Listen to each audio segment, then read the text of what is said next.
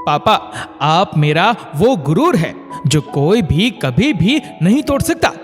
एक फैसला आपने लिया था बिना मुझे बताए, और आज एक फैसला मैं ले रही हूं, लेकिन सबको बताकर करूंगी, ताकि कुछ लोगों के लिए सबक हो और कुछ लोगों के लिए मिसाल।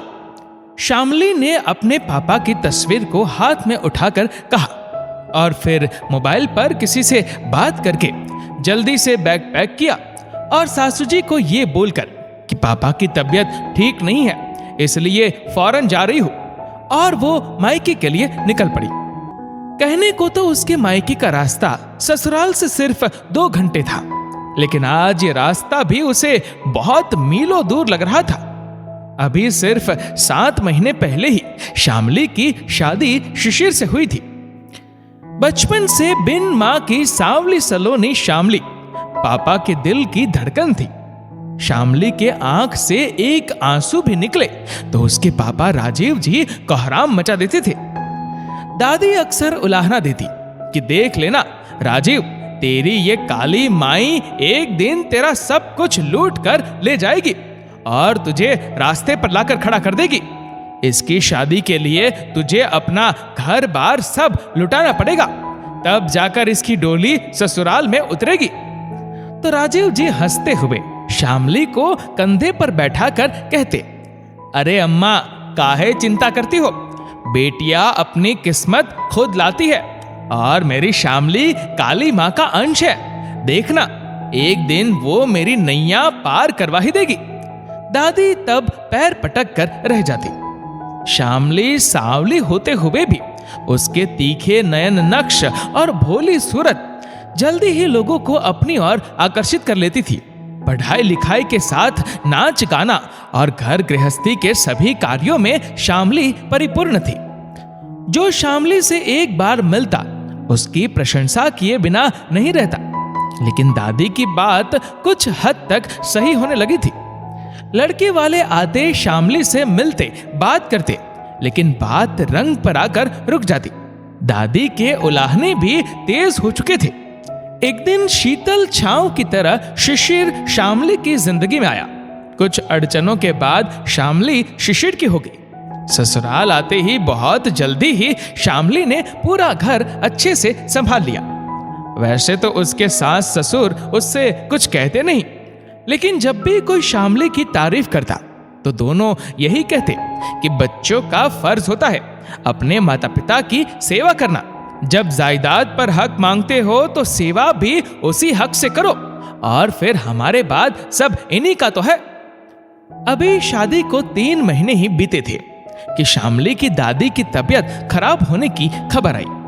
श्यामली जब अपने शहर पहुंची तो उसे एक बात बहुत खटक गई कि उसके पापा उसे अपने घर की जगह एक किराए के फ्लैट में ले गए। श्यामली ने पूछा तो राजीव जी ने प्यार से सिर पर हाथ रखते हुए कहा, तुम्हारे जाने के बाद उस बड़े घर में अच्छा नहीं लग रहा था, और फिर साफ सफाई में भी परेशानी हो रही थी। तेरी दादी की भी तबीयत ठीक नहीं रहती, इसलिए उसे बेचकर इस छोटे से फ्लैट में आ गए। तू ये सब सोचना छोड़, जा दादी से मिल ले। आज श्यामली को याद आ रहा है कि जब तक वो दादी के पास थी, दादी उसे इशारों ही इशारों में कुछ बताना चाहती थी, लेकिन आसपास पापा के रहने के कारण वो ठीक से बता नहीं पाई, और फिर दादी ने दुनिया ही छोड़ दिया। सब क्रिया कर्म के बाद कुछ दिन पापा के साथ रहकर भारी मन से श्यामली ससुराल वापस आ गई। चाहती तो बहुत थी कि पापा को भी साथ ले आए, लेकिन बेटी के ससुराल में पानी भी नहीं पीना चाहिए बोलकर पापा ने उसे भेज दिया। ससुराल में आने के बाद भी रोज की दिनचर्या में सुबह शाम पापा से बात करना और उन्हें अपना ख्याल रखने की हिदायत देना नहीं भूलती। इधर कुछ दिनों से फोन पर बात करते हुए उसने महसूस किया कि पापा बात करते करते कहीं खो जाते, या फिर वो कुछ ऐसा बोलने लगते कि लगता कि वो चीजों और बातों को भूलने लगे हैं। श्यामली ने अपने सास से मायके जाने की बात कही तो उन्होंने साफ मना कर दिया कि बहू, बाप का ज्यादा मोह मत करो, अब यही तुम्हारा घर संसार है, इसे संभालो, मेरे बाद ये सब तुम्हारा ही है। शिशिर से कहा तो उसने वादा किया कि वो जल्दी ही उसे मायके ले चलेगा। ये इत्तेफाक था या फिर भगवान की मर्जी, आज शामली को मार्केट में दूर के रिश्ते की बुआ मिल गई। मायके के रिश्तेदार कहीं भी मिल जाए तो बेटियों को ऐसा लगता कि मायका ही मिल गया। बुआ के साथ काफे में बैठकर सबके बारे में पूछने लगी। बात करते करते अचानक ही बुआ ने ताना मार दिया, तुम तो बहुत खुश होगी अपने ससुराल में। वैसे चाची शामली की दादी ठीक ही कहती थी कि तुम एक दिन घर बार सब लुटवा ही दोगी। और देखो ना, वही हुआ। तुम्हारी शादी के लिए भैया को अपने पुश्तैनी मकान से हाथ धोना पड़ा और छोटे से किराए घर में शिफ्ट होना पड़ा। इसी गम में चाची भी चल बसी। और सुना है कि भैया की भी तबीयत ठीक नहीं रहती, उन्हें भूलने की बीमारी हो रही है। बुआ, ये आप क्या कह रही है? मेरी शादी, मकान सब लूट गया? आप मुझे सब साफ साफ बताइए। शामली उत्तेजित होकर बोली। तो बुआ ने पूरी बात बताते हुए कहा, तुम्हारी शादी के ठीक एक दिन पहले तुम्हारे ससुराल वालों ने शर्त रखी थी कि शादी तभी होगी जब भैया वो पुश्तैनी मकान उनके बेटे शिशिर के नाम कर देंगे और फेरे होने से पहले कागज उनके हाथ में होना चाहिए। घर मेहमानों से भरा था। तुम्हारे हाथ में शिशिर के नाम की मेहंदी लग चुकी थी। पहले ही तुम्हारी शादी में अड़चन आ रही थी और अब यह रिश्ता भी टूट जाता तो तुमसे शादी कौन करता? और फिर जो कुछ भी भैया का है वो एक दिन तुम्हें और तुम्हारे पति को ही मिलना था। यही सब सोचकर भैया ने मकान के पेपर बनवाकर तुम्हारे सास ससुर को दे दिया। फिर पग फेरे होने के बाद उन्हें घर खाली करने को बोल दिया। बुआ के मुंह से अपनी शादी का इतना बड़ा सच सुनकर शामली के पैरों से जमीन खिसक गई। किसी तरह वो घर वापस आई और तुरंत टैक्सी बुक करके अपने मायके जाने के लिए निकल गई। दूसरे दिन अकेली गई शामली ससुराल पहुंची, लेकिन साथ में उसके पापा भी थे। कस कस कर उनके हाथों को मजबूती से पकड़कर उन्हें घर के अंदर ले आई और बोली, मम्मी जी, पापा जी, आज से मेरे पापा यही रहेंगे। शिशिर, आपने गेस्ट रूम ठीक करवा दिया है ना? शामली की बात सुनकर शामली के सास ससुर हैरान रह गए। तुम्हारा दिमाग खराब तो नहीं हो गया बहू? तुम्हारे पापा बेटी के घर रहेंगे, लोग क्या कहेंगे? सासू जी शामली का हाथ पकड़कर बोली और फिर राजीव जी की तरफ देखते हुए बोली, आपकी बेटी नादान है, लेकिन क्या आपको भी अपनी इज्जत का ख्याल नहीं? लोगों को पता चलेगा तो क्या इज्जत रह जाएगी हमारी? फिर शामली के पिता राजीव जी हाथ जोड़कर बोले, समधी जी, आप नाराज मत होइए। मैंने शामली को बहुत समझाया, लेकिन इसने अपनी कसम दे दी, इसलिए साथ चलाया। लेकिन मैं चला जाऊंगा, यहां नहीं रहूंगा। आपकी इज्जत पर आंच नहीं आएगी। इज्जत का ही ख्याल किया तभी तो पापा ने आपकी नाजायज मांग को भी मान लिया।